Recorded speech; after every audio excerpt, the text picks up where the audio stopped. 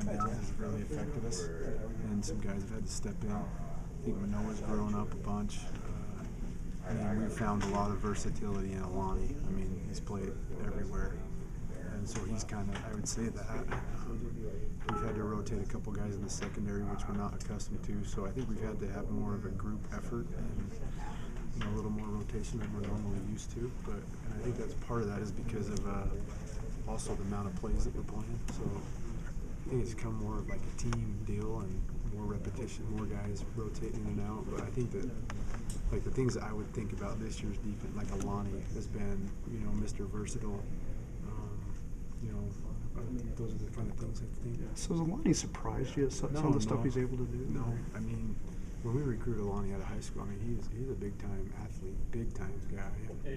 He's just starting to kind of do it. He's been playing behind good players, and so it probably happened not as fast, probably a year later than he probably would have liked to as a junior. But I don't think it surprised us. I mean, he's probably, him, Taysom, Daniel, those guys are the best athletes on the team as far as guys that can run and move around. Who hatched the game plan for him to actually play on the outside at corner against Wisconsin? Well, we just felt like they were going to be in big people and, playing when they have, closed back sides and no split receiver. We just kind of felt like we'd match up better and put a good tackler in there and be a little bit bigger. And so that was the whole plan behind it. It worked out good until Spencer, so it's not a lot. Our defense is conceptual. Playing boundary corner is a lot like playing Sam. It's a lot like playing nickel. It's very, very similar.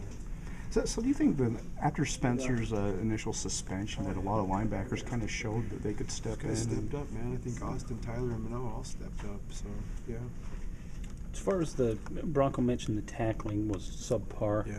Did you see that as well? Oh, yeah. And then what can you do to? Everybody saw it. I think it's two good running backs, and we missed tackles. I think it's a matter of coming to balance, not lunging, wrapping up, and we did not. Our base was not good. Guys were playing with high pad level, and so when they broke free, which we missed some run fits to where that dude got out in the open and he shouldn't have, and then when he did, we didn't do a good job. I mean, the two things that cost us that game, I mean, a lot of people say their offensive line is big and physical, and they can say that, but when you turn the film on and you watch it, we missed our run fits, which we should have, and then we didn't tackle, which we should have, and that's what happened, and that we lost because of it. Nick, that interception Kyle had, the kind of look what I found. Yeah. Where is the skill in that play as far as him being in back in coverage and everything? Well, I mean, that's his coverage assignment. He's the flat defender, and he has to drop under the crosser. And, we work on that a lot, and that's hard. That is hard. What he did is hard. To be in that spot versus a crossing route versus play action, super good drop, right position, fell in his hands. So, really, really good play. As far as where he positioned his body, now the catch, I don't know about that. He caught it. But where he was on that route, pretty impressive. Can you improve against a team like an FCS team against that? In what ways? Just playing hard, getting pass rush against these guys, tightening down your fundamentals, and then hopefully increasing depth. We have 4 games left. I want to find out who we can, who are our go-to guys, who we can trust just a little bit more, who can maybe provide just a little bit more depth the rest of the way, because it's a long haul. There's 4 games over 2 months, so I think there's some guys that could definitely take advantage of this deal right here that are maybe not getting as much playing time as they want to.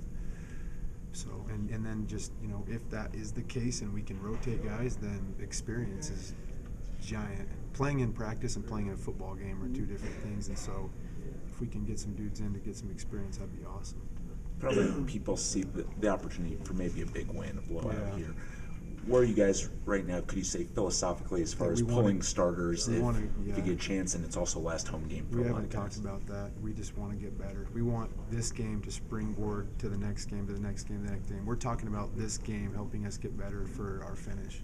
And so we haven't really talked about rotation and when guys are coming out. I mean, who knows what will happen. Eastern Washington beat Oregon State, and I think these guys played Eastern Washington pretty well. Oregon State beat Utah, who beat us, and you tie it all together, you have to play a football game, and if we do score enough, then we'll talk about it in the game, and we'll make a decision that way. But we're going into battle. Those guys get 13 opportunities, and it doesn't matter who you play. We got to play the game. So, as far as just senior day, it's last home game for those guys. You got a lot of seniors on the defense. What does it mean to you? Just when they have this opportunity.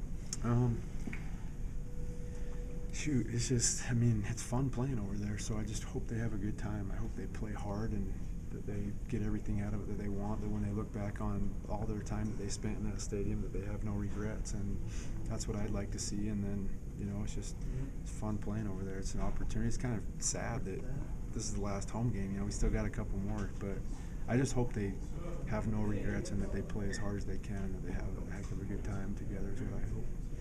Is there a memorable experience you've had with Kyle Van Noy here at Low Veller Stadium, with this being his last home game? I was coaching when Kyle came. I was coaching the outside backers, and shoot, we used to butt heads every day. You know, I was a new guy and he was new, and so I've kind of just seen Kyle evolve, it's been fun. He's done some special things for our program. So Yeah. it's cool.